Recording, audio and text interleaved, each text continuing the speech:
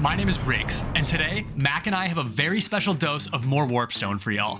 A Warhammer 3 5-player Southlands Superdome deathmatch. But we won't be competing just for bragging rights. No, Riggs and I are offering up a $500 grand prize to the last man standing. But I'm not done yet! Because we've been so blown away by the channel's positive feedback, we feel it's our turn to give back. We're matching the winnings and giving an additional $500 to St. Jude's Children's Hospital for a grand total of $1,000. But we're still not done. All revenue generated by this video will go straight to St. Jude's. And if you donate, we'll shout your name out in the next video. Thank you to all of our viewers who have made this possible. Now it's time to meet our competitors. We are joined by special guest Andy's Take leading the Men of the Empire.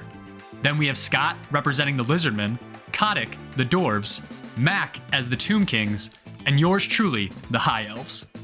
Now, with all that covered, allow Mac to kick us off with his Southlands Superdome Slugfest. My campaign started in the luscious lands of Araby, on the western coast of the Southlands. Andy's start was pretty close to me, For the heir of Sigma. so I needed to shore up the front and get a choke point as soon as possible to prevent any border disputes.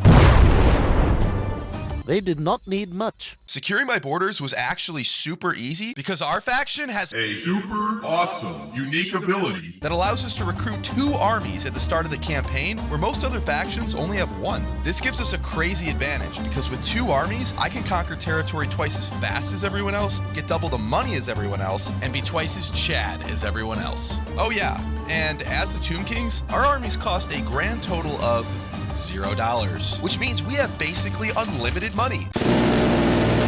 So I captured the whole of Araby in ×2 speed, because, 2 free armies, and secured my territory with Volkmar. But this meant that I had borders with a human player.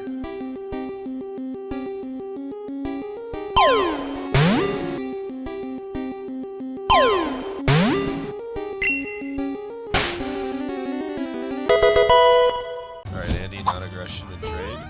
Sigma is always open to combat. Do it! Since killing Andy was no longer an option, I had to expand elsewhere. To my east was Kotick, and even though his lands would be a great addition to mine, it'd also be a little weird having Andy inside me. So my next best target was Scotty Boy. Scott was a much better target for several reasons. For one, I could attack Scott by both land and sea. And for 2, I could defend my newly conquered territory much easier. I also became military allies with Andy, so I could have a little help in the war. Whoa, Mac Legends. They're gonna sneak attack your capital. We need Kotick. Something We happening. might have to. I'll have Scott here. Scott might quickly hit, and then once he gets quickly hit, then it's me, and then once it's me, it's you. Mac and Andy are rushing to Scotty. So rush to Scott, and then I'm isolated down here because I'm right next to Scott. You're all flipped to your north. We'll just expand to your south. Big two big powers. Too big, too stout. My alliance with Andy sent Scott running into the arms of Papa Riggs, forging an unlikely coalition between the lizards, the elves, and the dwarves. And just like that, The sides are drawn. on turn 15, the war finally began. Andy rushed up and besieged Scott's undefended capital of Teclua and captured it a turn later, while I marched my army west to take Deadhead Monoliths and cut Scott off from the sea. I lose this for sure. I lose this for sure. Fuck. Meanwhile, Scott had retreated his forces into the central jungles in an effort to link up with Kotick's armies and stretch Andy's defenses along a broad front line. Andy tried to shore up his defenses at Antok, but Scott attacked before Andy was ready Shit, boys! Shit, boys! and captured the city. That was a big one. 116 kills, putting them work. Yeah, those fire leeches are insane. Scott's capture of Antok breached our defensive line and put our forces in an extremely vulnerable position. Volkmar was now pressed on 3 sides, trapped between Kotick and Scott. Kotick is amassing an army in the... I see that. And yeah, Kotick, you're still pushing south as quick as you can, or just while you're. So I just got done taking Liberias. I'm moving my main army over here from Liberias, heading it west. I'm gonna make it go through Karaga Road and basically head west directly towards Max Nice. Peninsula. There was no way Andy and I could survive against the full might of the coalition. If we were to survive this onslaught, we needed to kill Scott and replenish our forces all in a few short turns. This was a race against time. The second phase of the war began with us turning the tables on Scott and surrounding his army at Antok. I was thinking sticking in force march and run the fuck away. Scott's retreat back into the jungles only temporarily relieved our stress. On Andy's eastern flank, Kodak's forces were rapidly growing, so Andy launched a surprise and daring attack before Kodak could muster his full strength. And viewer, hold on to your boots because some insane shit is about to go down. He's coming for me at Karag zone. I figured he would try to do that. Well, at the start, Fucking chess match, baby. it is. What I want you to do right now is attack it and then retreat from the settlement. Attack and Right now? retreat. Yeah, right now. He can't attack you. Try to get as close to tic-tac-toe right now as you can. Yeah. He also moved. No, you retreat. Yes, true. Smart. Unless he can move further. No. Okay, good. No. Turn. Oh my god, dude. That went even one more second. We were Andy had managed to slip away from the jaws of death, but our situation went from the frying pan and into the fire because Riggs had arrived on the front line. Elven army sailed north across the ocean while also collapsing inwards from the mountains, putting apocalyptic pressure on our positions. Even under these dire circumstances, there was still a glimmer of hope. The war had taken its toll on Scott's empire and left him with only 2 meager settlements. Taking them would eliminate Scott from the game and bring the balance of power back into our favor. The economy is in ruins, just to be clear. So when I attacked Scott's capital, my forces were far stronger than Scott's. So I was shocked when Scott chose to stand and fight. Why? Your shit's dying, Mac. Once Scott finished his delusional ranting, the battle commenced. Things went about as expected, and I took— Holy fuck, run, you stupid fuck! And I took the city. Jesus Christ, Archon almost died. No, that was great. That was great. Best case scenario, honestly. He blooded hard with the Archon. The fall of Quado left Scott with only a single settlement, with no active defenses to be found. And just as I was about to march west and take his final city, Riggs moved his forces in and blocked my advance. Scott would live, for now. Perhaps any donations as settlements. I'm about to be down to 0. So Back in the north, Kodak and Scott had built up overwhelming force, set on destroying Andy's few remaining armies. The battles ahead would dictate our fate, and whether or not Andy and I still had a shot at that $1,000 prize. Hey! Thanks for watching. Don't worry, we'll be right back to the video. But if you're enjoying the content so far, be sure to drop a like, subscribe, and leave a comment about whatever. It's the only social interaction I have, so please don't be shy. Also, a huge shout out to our patrons. You guys keep the lights on. Now with that out of the way, let's jump back to the video. Yeah, Kotik is coming from the north there, but he's coming for Casa Bar. Oh shit, I see it. Scott and Kodak's forces were assembled, knocking on Andy's doorstep menacingly. But by an insane stroke of luck, Scott walked straight into Andy's ambush. No. Surprise, motherfucker. Ambush. So are you ambushing? Are you getting an ambush battle? he's being ambushed. Ambushing Scott's army was the advantage we needed. We not only encircled his troops, but we also cut him off from any reinforcements. You are the support, son. Andy and I would need every advantage, though. If we lost even a single battle, our defenses would collapse and allow Kodak to punch deep into our territory. But our first test was at hand. Andy took control of the infantry and blocked Scott's escape, while I took command of the cavalry and charged into Scott's lines. The shock of our attack disrupted Scott's formation, allowing Andy and I to cut off huge chunks of Scott's army, pushing the balance of power ever more in our favor. Scott was not out of the count, though, swooping in and dealing massive damage with his pterodon bombs. I just bombed like 4 armies, dude. Oh, watch this damage. Oh my god, nice, dude. Are you sure we can't win this? Holy I never knew I could hate Pterodons so much. But not even the pterodons would be enough. Andy and I whittled down Scott's army and inflicted major losses, forcing his army from the battlefield. Well, let's not retreating. Actually, let's retreat. Let's retreat. They have a lot coming here now. Well, that's the first army down. Despite winning the battle, Kodak's army, and what was left of Scott's, were still dangerous, attacking only moments after the last engagement. matter if I attack the city or the army, does it matter? Army. the army. You'll attack the army. Okay, attack the army. No, you could attack too, Kodak. You could attack too now, Kodak. I can't attack, I'm out of range. But- I'm out of yeah, range. go, I'm out of range too. I'm out of range as well. But thanks to another miracle, Scott and Kodak were just out of range and were unable to attack Andy a second time. Okay, I got away. As a result, Scott did end up capturing Orion's camp, but while they were celebrating their victory, Andy pulled an absolute pro-gamer move. It's in force march, attack it. Attack his army that's in force march. Yeah, I am doing it. Come on, come on, come on, come on, come on. Yes. Yes, dude. Oh my god, it's huge. Andy caught Kodak's army in force march stance. This was a colossal blunder on Kodak's part, because force march not only makes your troops fight worse on the battlefield, but it also prevents the army from retreating. It's in force march right now. I couldn't get out of force march. Oh, that Damn it, sucks. dude, it's so dumb. I guarantee he rigs his fist. Oh my god. Andy and I enjoyed a huge advantage before the battle even began, so Kodak never really stood much of a chance. His fate was all but sealed when I slipped my cavalry into his back line, completely breaking his position and winning the battle. Nice. Well, that was huge for us. Somehow, Andy managed to pull off another stunning victory in the face of overwhelming odds, surviving everything thrown at him. LOL! It's honestly been one of the craziest things I've seen. But viewer, if you thought things weren't bad enough for the coalition, just you wait. Andy raced back to Kasabar and got there just before Kodak. So dumb. But somehow Scott was still hot on our trail. Don't attack yet. Oh shit, Scott's coming. No, he Attack now, attack now. Yeah, I got it. Oh my god, dude.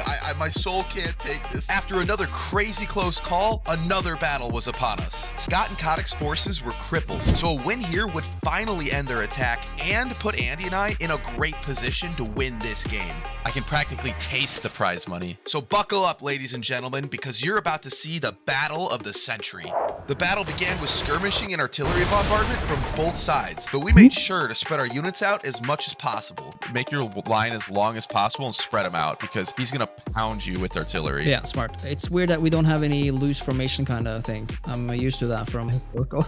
Our strategy was to charge straight into Kodak. We weren't sure if a head-on charge would work out. Dwarven units are actually really damn strong. We just needed our infantry to hold on long enough for our missile units to wear the dwarves down, and maybe snipe a lord if given the chance. They're targeting the shit out of Thorak with all his range units right now. Make sure to be using Volkmar's abilities. Stan, check your fury talents to boost your shouts. Got it. To our surprise, Kodak made another huge mistake and yeeted his main lord right into the middle of our army. Bring Volkmar up to attack Thorak.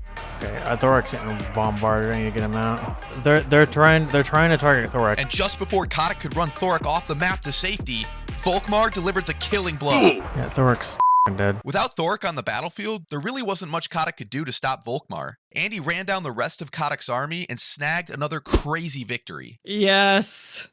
Oh my god. Holy shit. And with that, the attack on Andy was finally over. For the record, I have no idea how Andy survived that. Scott tried to retreat his army north into neutral territory, but the Bloody Hands don't believe in free passage. Dude, this Cetra guy, me, man. He got declared war on by these bloody hands. I couldn't get out with my main armor. Dude, the bloody hands. What the was that? I also took Scott's last two settlements on the map, leaving him with just one dying army in the south. Scott's time was drawing near. While the fight for Andy's life had been going down, I wasn't just sitting there. I had built up my infrastructure a ton so I could recruit new, extremely powerful units, Tomb Scorpions and Ushapti Great Bows. Tomb Scorpions are literally that. Big-ass scorpions that eat anything in their way, especially elves. And Ushapti Great Bows? Well, they're basically walking ballistas. After I gathered up my strength with these new powerful units, I sailed south across the ocean, headed for Riggs' capital, the Fortress of Dawn. And seeing Mac rush my capital kinda made me shit my pants. Dude, did you just shit your pants? No? And that is because at that time, both of my armies just got together all the way across the jungle. My original plan was to move Teclis up the west coast while taking settlements Mac took from Scott, but also to be a defensive wall against any of Mac's armies I knew he was amassing in his desert. At the same time, I would have moved my weaker army up the east coast, also taking settlements, and then join the coalition's push into the desert. But as you just saw, the coalition took some pretty devastating losses, to say the least. It was then that, out of frustration mostly, I decided to rush Teclis over to hopefully save the attack by converging my armies. But instead, it brought us to where we are now, with Mac rushing my capital, and I just got a bunch of shit in my pants. Oh, it's I began to make a mad dash back home as quick as I could, and also began recruiting as many units as I could at the Fortress of Dawn. His armies were a bit split up, so I had that going for me, but it was still going to be very close. However, I was able to recruit just enough units so Mac couldn't take my city with only one army. Saying I have a close defeat here. And that allowed Teclis to arrive right in the nick of time. Now viewers, at this point, I was pretty pissed, not only because of the coalition defeats, but also because Teclis was in very few battles so far because Mac and Andy kept avoiding him in the north. So this means he is still a pretty low level, and now he had to waste so much time traveling all the way back down to the bottom of the map. In my faction, the Order of Lore Masters have arguably the weakest start in this entire Southlands only free-for-all format. So my chances of winning are very dependent on Teclis becoming a beast on the battlefield by leveling up fast through battles that he just was not getting. And when you pair this with Mac's sheer audacity of invading my home turf like he was some hotshot f***ing conqueror, I kind of just saw red, and in my hubris, I sallied out to attack him immediately when I had 12 units less than him. But the High Elves are my bag, baby. This sort of thing is my bag, baby. And I was gonna show Mac that he couldn't just waltz down here and take me out of the game that easily. Here we go. Massive battle between me and Riggs. As always, the battle lines slowly approached, but eventually Mac was forced to charge because of my range. He did manage to get to my back line quickly and start doing some damage, but I was doing plenty of damage myself, and casualties for both sides were mounting. But Mac finally hunted down Teclis, and my army had to retreat shortly after. However, even though we had to retreat, we inflicted so much damage on Mac that he just decided to disband the rest of his units and start immediately recruiting those armies back in his territory. Teclis getting wounded though really sucked because yet again, he didn't get to level up. And meanwhile, I at least still had an army in the north able to put up some defense for the moment, but we really had a predicament on our hands. See, the longer the game goes on, the more free armies Mac can get as the Tomb Kings, while the rest of us normal factions struggle to grow all crammed together in the jungle. And so, I knew where this was going. The coalition has failed. We needed to sound the alarms and try to get Andy on our side. All I can do right now is put on a brave face and go out there and be their leader. It's over. We are screwed. We shouldn't be talking about this until all the decisions have been made. You knew about this all along, didn't you? What about us, Michael? Do we still have jobs? I don't know. Probably not. This is the worst. He's strength rank 3. He's only gonna get more armies. No, dude. Yeah, like how many settlements do you have at this point? Like 18, dude. He is 18. That is absurd. And finally, after a lot of convincing, oh god, Andy, we should be anti-Mac coalition with me, Andy, and Gus. Yeah. Andy saw the light and broke his alliance with Archon the Black. Peace negotiated. Oh, and also, Scott's last army had sadly gone a bit feral, and he attacked my capital shortly after Mac did, and well, we had to put him down. Goodbye, Scott. Yeah, good luck. I didn't know how to despawn my. But Andy breaking his alliance with Mac was huge. Early game Tomb Kings are very powerful, and with Andy's help, I knew Mac couldn't be stopped. Now Mac's panicking. I'm not panicking. Andy already made his choice. I will stand over his cold, dead corpse. Riggs, Kotick, you better f***ing come. I sent Andy a formal treaty, and the last alliance was officially formed. A last alliance of men and elves marched against the armies of Mac. Oh my god. It seemed then that Mac's strategy would be to keep putting some pressure on me while amassing a force in the north capable of destroying the world of men. So Andy began marshaling the defenses around Sudenburg, his very important capital. All the while, I worked on both removing Mac entirely from the jungle and moving one of my armies up the west coast to join Andy in his defense. Kotick, meanwhile, was having some money issues from several attacks from the AI. At the moment, I have no income to do anything, so if I try to use my only army and it dies, like, I'm just left defenseless. But as time goes on, Mac will get stronger and stronger until it's too late. So Andy brought up a good point to try and convince Kotick to come assist. Winning battles will give some loot, so I think our best bet is to like go on the offensive when we can. Like I just need my one other province because it's a pretty wealthy province. Once I have that province back, I should be in a position to start moving at least one army towards Mac. The dwarves, they hide in their mountains seeking riches. They care nothing for the troubles of others. So it'll be just Andy and I holding the line for now. But Mac saw me coming and began immediately attacking Andy outside of Sudenburg to soften up his defenses, which even included wounding Volkmar the Grim himself. Oh, yeah, he's dead.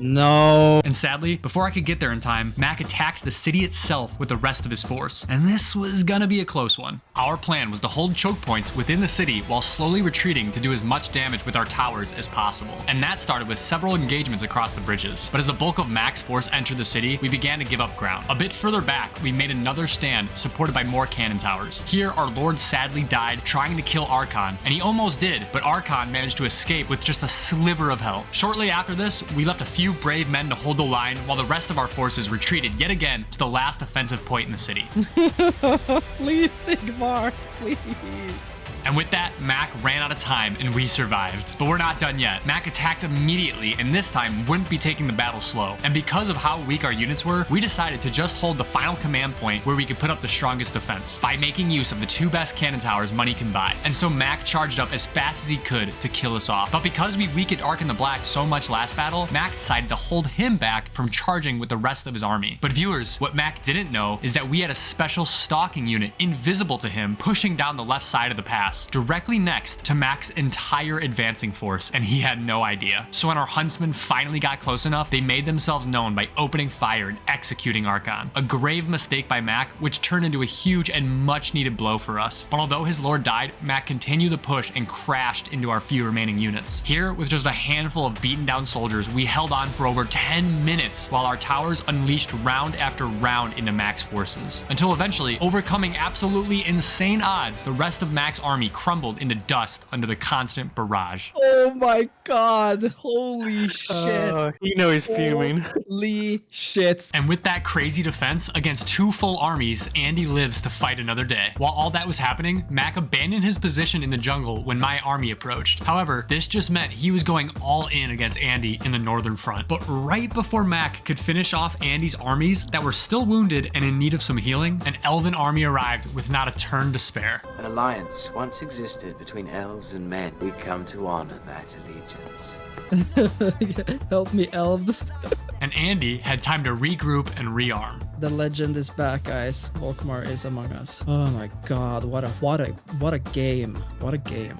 I tried using my second army to kill the AI that Kotick was attacking so he could help in the defense, but he wanted those settlements himself. This was still a free-for-all with that $500 up for grabs, and Kotick still wanted to keep Mac on his toes apparently. He isn't ready for the dwarves to hit him in the back. There are no dwarves. That you think. That's what I know. But after some time, Archon the Black was again threatening Sudenburg with a massive force, and while pushing up, Mac attacked my army that had to stand outside of the walls. Oh no, he just found you. We fought well and managed to deal a lot of damage, but Mac had the unit advantage and ended up destroying my army. However, at least that army of Mac won't be able to help much in the battle to come, and thankfully, a few elven units still garrison the walls of Andy's city.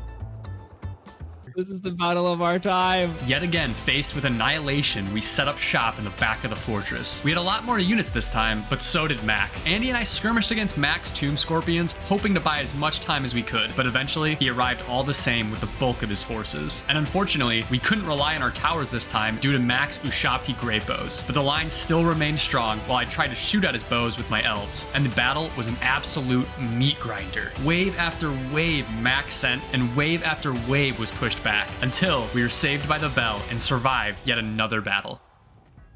But viewers, even with that second win at Sudenburg, it didn't matter. Max still had an extra army to lay siege right after. Yeah, well, I'm still under siege, so and he has so many Ushabti bows left. I think the next battle will be impossible to win. And Andy was right. We could not hold the city any longer. And with the choke point of Sudenburg fallen, Mac was easily able to spread out over the rest of the desert and push Andy into the jungle. At this point, things were pretty bleak. So my best hope of winning was to build up as much as possible and see if Swordmasters and Phoenixes would be strong enough to turn the tide. Conquering Andy definitely had its road bumps. A couple hiccups, broken femur, but that agony was finally over. I had reduced Andy to basically 1939 Poland, and the path of conquest led my forces right to their next target, Kotick. My armies rolled up to his capital with overwhelming strength. 3 full armies. Kotick did have a strong garrison with a full army in the city, so instead of risking a pitched battle, my plan was to just siege him out and patiently wait. Why risk it? I mean, I have no incentive to attack you. You do. It's the content, the epic battle content, you know? You're right. The funny thing is, I know you're playing me, But you're right. So of course, I took the bait and the battle. Unfortunately for Kotick, my armies were way stronger than even I realized. What seemed like a tough battle initially really wasn't. I washed over his defenses Like water on rock. and put the city to the sword. It was at this point, Kotick's defeat was sealed.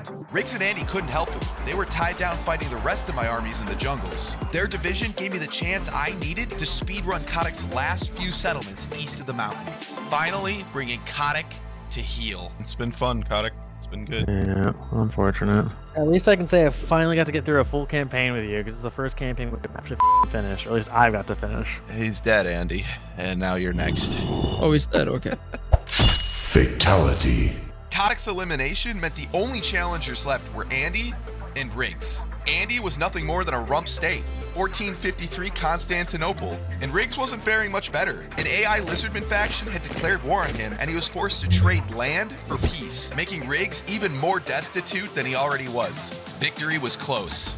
I could feel it, but I still had to win this thing. So I moved all of my armies to their border. It took a while because there was so many, but I had 7 strong undead armies bred for a single purpose. To destroy the world of men. And that's exactly what I'm gonna do. Riggs and Andy knew it was coming and decided to retreat south to Riggs' capital. This kept their armies alive, but allowed me to take their last few cities. Tactically, this didn't make a whole lot of sense, but honestly, I don't think it mattered. I was so powerful that there really wasn't much they could do. If they were to meet their end, then they would make it one worthy to be remembered. All right, this is it. This is it. I'm actually kind of excited. It's kind of cool that you get to control your whole like army of men. Like that. I'm excited. Yeah.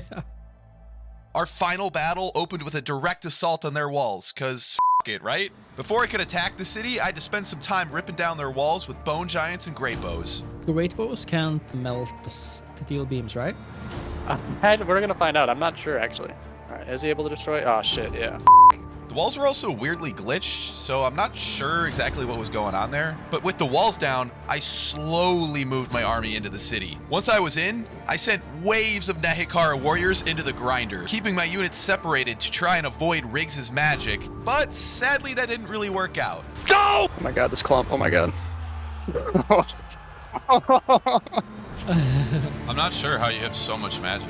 It's literally been endless. I don't understand. And endless it was. Under the constant bombardment, my units crumbled and broke. And I guess giving Riggs and Andy the win. Just kidding. I came back the next turn with the rest of my armies and finished them off. I had won. Good game, Andy. Thanks for playing. Good game, good game. It's fun, dude. Let's do it again.